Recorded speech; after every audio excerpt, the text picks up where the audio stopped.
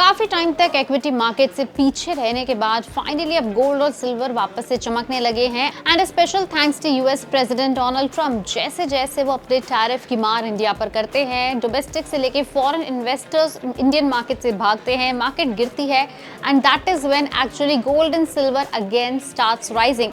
और सिर्फ यही कारण नहीं है, बहुत सारी और जियोपॉलिटिकल टेंशंस हैं जिसकी वजह से फिलहाल सोना चांदी चमक रहे हैं। अगर आप ध्यान से देखेंगे तो ऑलरेडी गोल्ड ने पिछले 1-1.5 साल के अंदर मोर देन 30% रिटर्न दिया। पहले लोगों का एक सपना हुआ करता था 1 लाख के लेवल का, लेकिन वो लेवल भी बहुत टाइम पहले ही पार हो चुका है। And silver, why silver rising?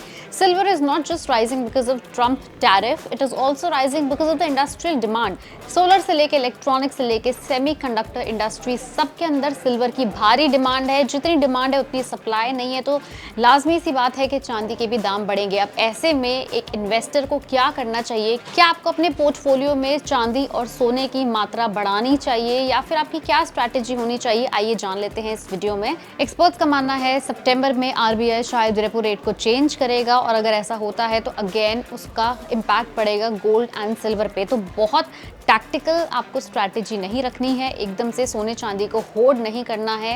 On the other hand आपको धीरे धीरे उसको अक्यूमुलेट करना है। आप अपने डाइवर्सिफाइड पोर्टफोलियो में 5 to 10% गोल्ड या सिल्वर रख सकते हैं। इंटरेस्ट रेट्स और टैरिफ की अनसर्टेनिटीज के चलते गोल्ड का एलोकेशन 2 से 3% तक बढ़ाया भी जा सकता है ईयर ऑन ईयर।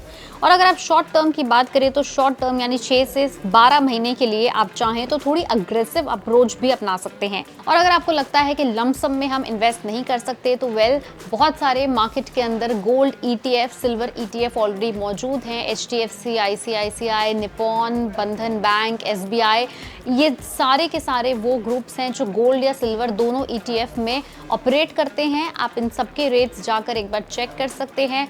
SIP से लेके लमसम किसी भी तरह से आप गोल्ड या सिल्वर के अंदर चाहें तो अभी से right now is the right time strategically invest करना स्टार्ट कर सकते हैं। आने वाले अगले 1 से 1.5 साल के अंदर आपका पोर्टफोलियो काफी हद तक जियोपॉलिटिकल टेंशन फ्री हो जाएगा। ये आपका पोर्टफोलियो इस तरह से बन जाएगा कि ट्रम्प के टैरिफ या फिर किसी भी प्रकार की वॉर या ऑयल प्राइसेस से आपके इस पोर्टफोलियो पर असर नहीं पड़ेगा। इसलिए कहते हैं कि आप गोल्ड और सिल्वर को अपने पोर्टफोलियो में जरूर रखें, अक्यूमुलेट ना करें, धीरे धीरे उसकी मात्रा बढ़ाएं।